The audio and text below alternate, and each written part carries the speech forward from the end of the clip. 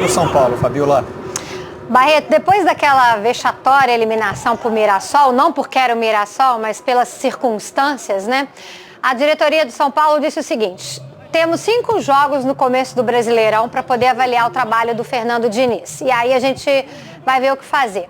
A primeira partida não aconteceu contra o Goiás. Contra o Fortaleza, eu tive que tomar café para ficar acordada, porque eu dei um sono que eu estava sofrendo. Ontem, contra o Vasco, começou muito bem, né? Com 10, 11 minutos, eram 5 finalizações do São Paulo. Eu falei, olha, o São Paulo, marcação alta. E aí, não sai o gol. A partir daí, o Vasco cresce, principalmente por causa do Benítez, né? E aí, consegue esquecer do Cano, gente. O Cano, dos 16 gols do Vasco, ele fez 10.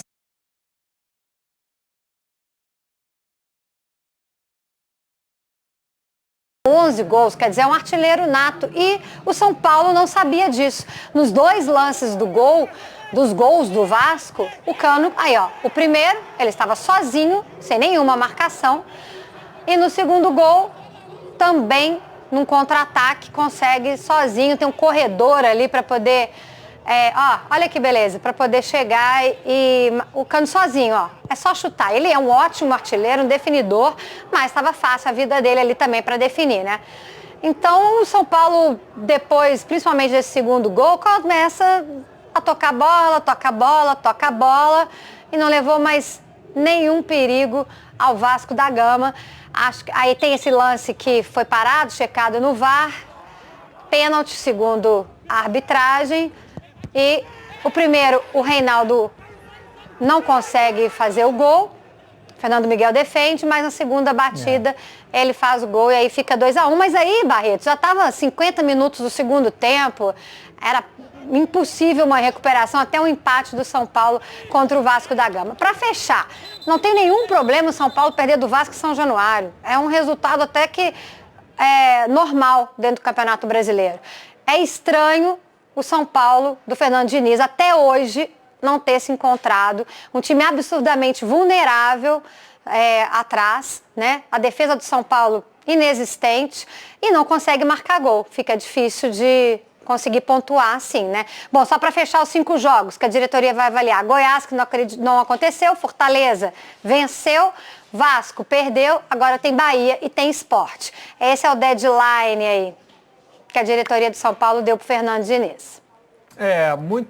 Chama muita atenção, eu costumo brincar aqui que jogador de braço estendido é sempre a prova de que tem algo muito errado, né?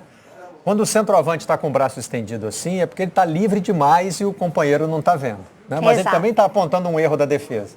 E a gente viu no segundo gol do Vasco, né, o zagueiro do São Paulo fazendo assim, ó, né? E quando faz isso tão explicitamente, é porque tem um aborrecimento claro ali, né?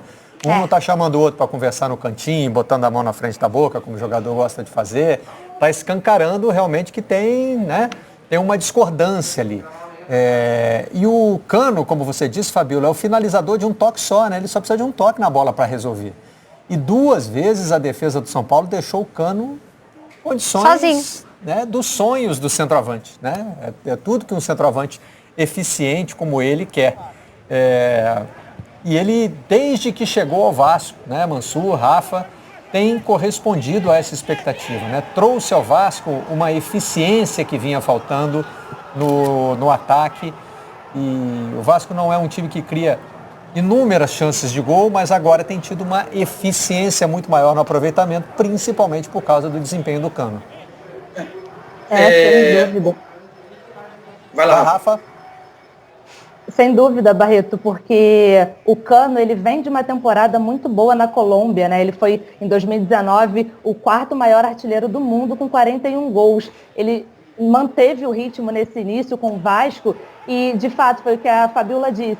Ele, dos 16 gols do Vasco, ele fez 11 e ele deu 3 chutes a gol e marcou 2. Então, ele realmente, claro que o fator do São Paulo ter deixado a zaga muito aberta e vulnerável facilita a vida do Cano, mas ele é um 9 nato. Ele é o centroavante que o Vasco buscou esse tempo todo, né? Porque o Vasco tinha muita carência nesse setor, não tinha tanta eficiência com o Ribamar, antes com o Maxi Lopes, sofria muito em finalização. E agora com o Cano, ele se torna esse jogador, né? A referência na área para o Vasco.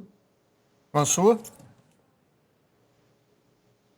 Atenção nesse. É lógico que é um início de trabalho do Ramon, você tem poucos jogos, tem uma amostragem pequena, mas dentro do que se pode observar, o que mais me chama atenção e tem a ver, acaba desembocando ainda também no desempenho do Cano, o Ramon aparenta ser um treinador que não está disposto a buscar atalhos, a buscar o caminho mais simples, a buscar o caminho mais conservador.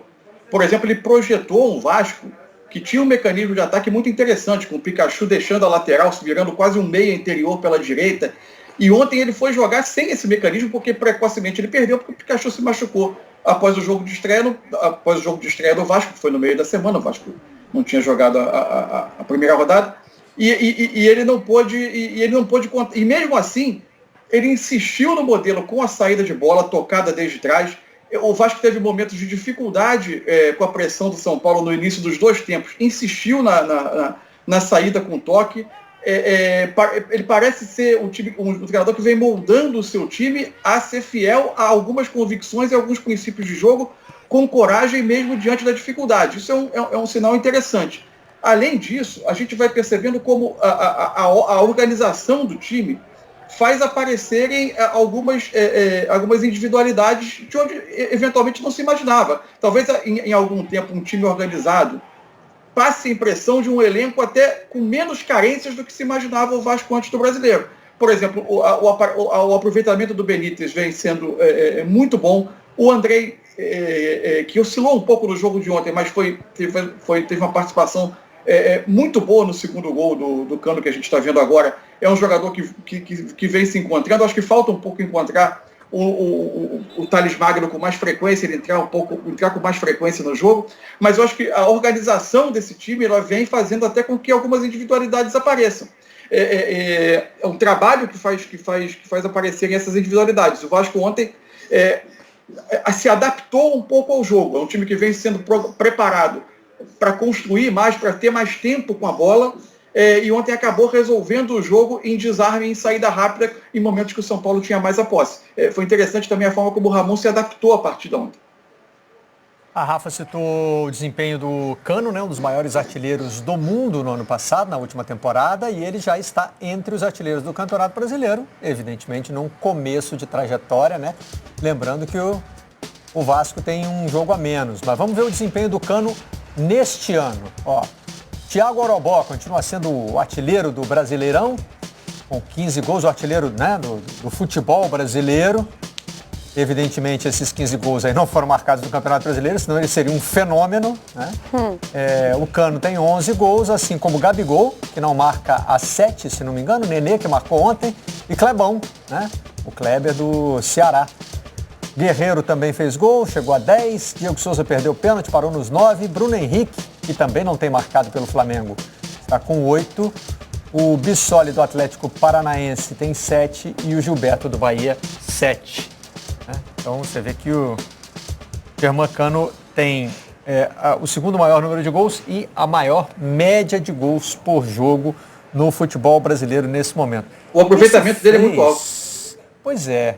O aproveitamento é alto e ele é o cara que decide, né, o Mansur? Isso fez a nossa equipe, isso provocou na nossa equipe um exercício de imaginação, né? A Argentina, a Alemanha, depois de massacrar o Brasil na final da Copa do Mundo, 7-1, que foi tão lembrado nesse fim de semana. Aliás, deixa eu fazer um rápido parênteses aqui.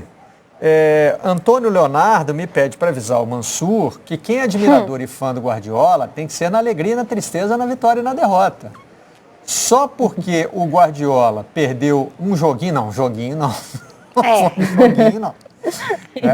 Foi, como eu escrevi na minha coluna de ontem, uma espécie de sequel do 7-1, né? O que poderia vir depois do 7-1? Alguém de deboche, né? Não, estou falando